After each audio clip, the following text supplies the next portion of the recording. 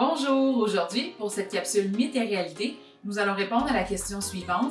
Est-ce que les boissons végétales sont toutes équivalentes? Dans les dernières années, vous avez peut-être remarqué qu'il y a de plus en plus de boissons végétales en épicerie.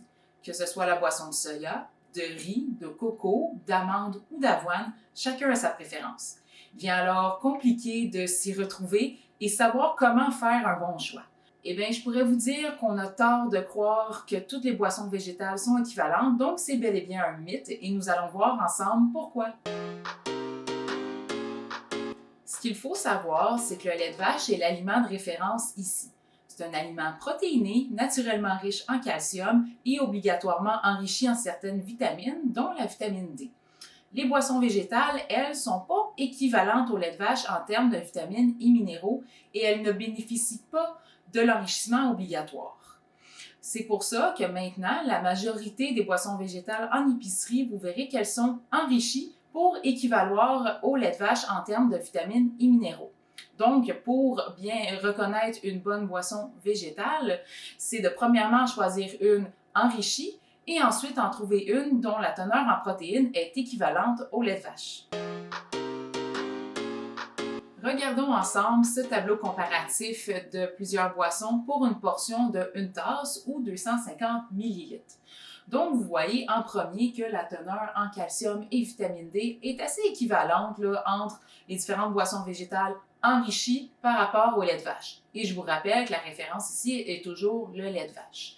Ensuite, oui, on peut voir qu'au niveau matière grasse, le lait de vache 3,25% est plus haut, mais je veux vraiment attirer votre attention sur la teneur en protéines de ces boissons.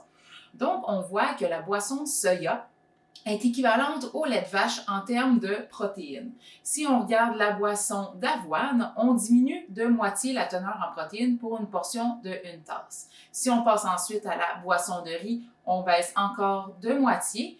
Et si on regarde la boisson de coco et d'amande, la teneur en protéines est négligeable ou des fois même nulle.